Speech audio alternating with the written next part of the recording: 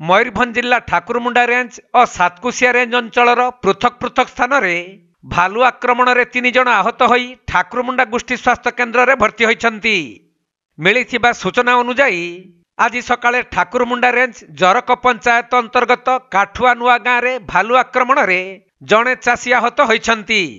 तेणु घटनास्थल परिवार लोक मैंने उद्धार कर 108 एम्बुलेंस जुगे चिकित्सा ठाकुरमुंडा गोष्ठी स्वास्थ्य केन्द्र में भर्ती कर आहत होइतिबा चाषी जनक ग्रामर अनाम बेहेरा बोली जना पड़िथिबा बेले से धान बिल को पानी छाड़िबाकू जाइथिबा समय रे जंगल भितर 2टी भालू आसी तांको आक्रमण करिथिले।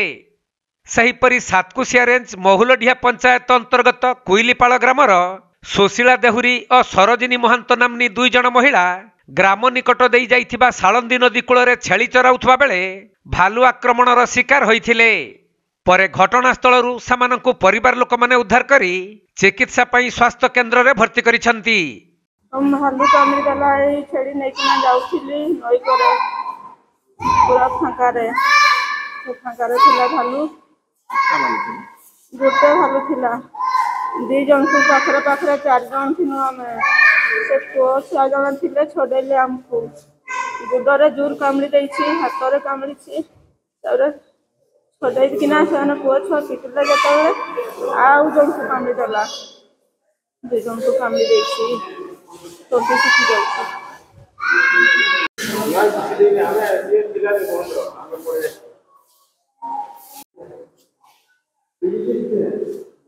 मयूरभंज जिला करंजियारू सचिदानंद पलई रिपोर्ट कोणार्क लाइव।